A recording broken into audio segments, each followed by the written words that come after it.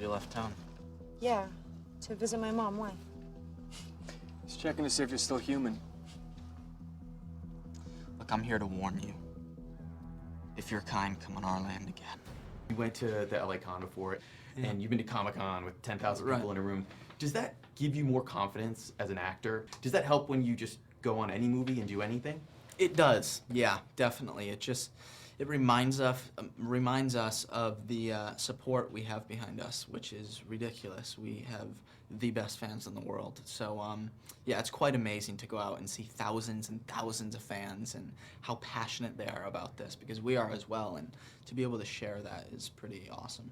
But does it give you personal confidence in the sense like, oh, I stood in front of all these people, I could do any role, I can do anything, I mean, it's more aimed towards the saga. I don't think it's really, you know, I don't think it's towards us personally. I think it's more towards these fans are passionate about the characters, and we're just lucky enough to be playing these characters.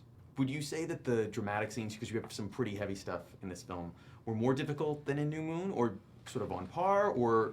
This was definitely more emotionally challenging. Jacob's frustrated. He's everything in this movie. There's a lot going on, so I would definitely say Eclipse was more challenging emotional-wise. Was there one scene that was harder to do, or one that you sort of dreaded coming to? I definitely didn't dread it, but it was probably the most emotionally challenging scene. Was my last scene in the movie where I'm laying down in the bed and I've been hurt and I'm begging like one last time for her. And it's a pretty emotional scene. It was tough.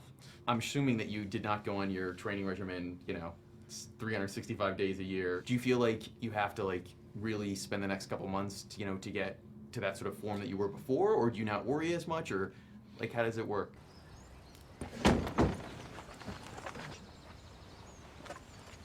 Doesn't he own a shirt? What I learned is that I have to stay on it. I can't ever give it up as long as I'm filming this franchise, because it's tough. If you stop at all, it all loses like that. And the biggest thing I learned is it is just as hard to maintain as it was to put on in the first place. So when you have something like Abduction, where you're about to shoot, which I'm sure you're really excited about. Yeah, super. Actually, when is that? Is that in the next couple months, or? 3 weeks. 3 weeks? Yeah, I finished the promotion for this and go straight to Pittsburgh. Do you feel like, okay, I have to, you know, for this character, it doesn't matter that I'm that big, but I have to like figure out a way to work in my day every day to like be tight enough? Yeah, I got to be preparing for Breaking Dawn because I go straight into that after. So yeah, while I'm filming Abduction, I'll have to be on that regimen. Can you see yourself playing Jacob down the road, you know, like as a spin-off or other moves? Would you consider it? Is it something that you would think about? I definitely would consider it. I love the character of Jacob, and I love the story. So yeah, I definitely won't want to say goodbye to this character.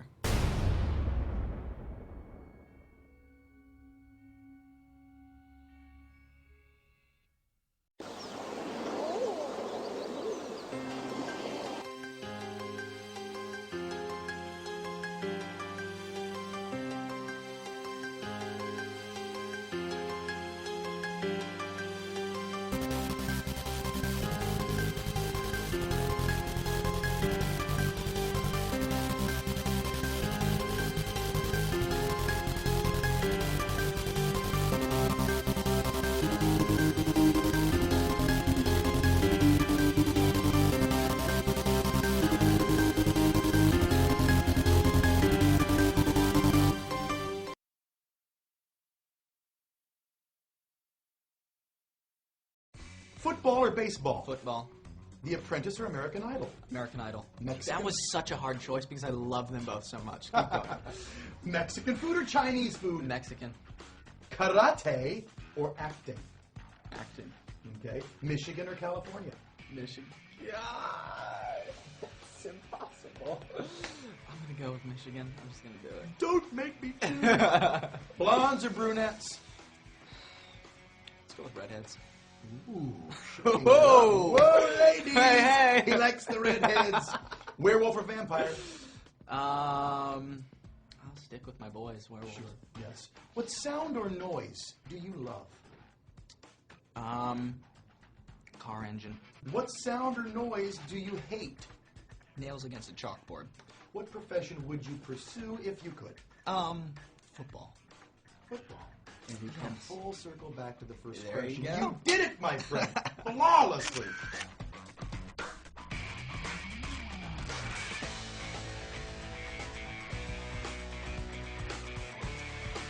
Hola a todos. Aquí les traigo otra entrevista. Esta vez será una guarra que aunque muchos no la conocen es bastante subnormal. No sé cómo se llama en la vida real pero en YouTube la conocen como 4Jonática.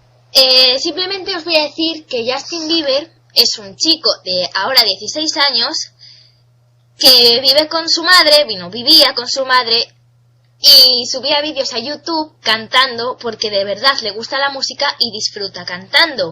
Eso es mentira. La que subió sus malditos vídeos fue su puta madre. Joder que yo sé más de ese pendejete que esa guarrilla y yo lo odio. Y entonces un día simplemente le llamaron y ahora se hizo famoso.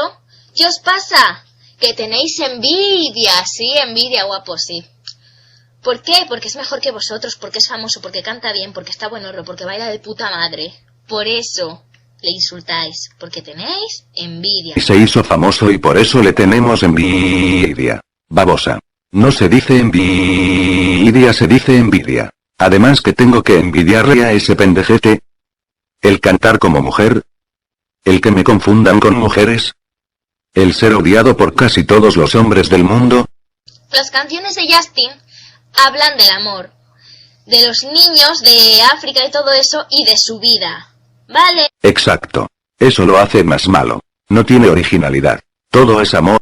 Tú, gilipollas de mierda que sube vídeos diciendo que hay que quemar por culo, maricón, veo cómo es él de verdad.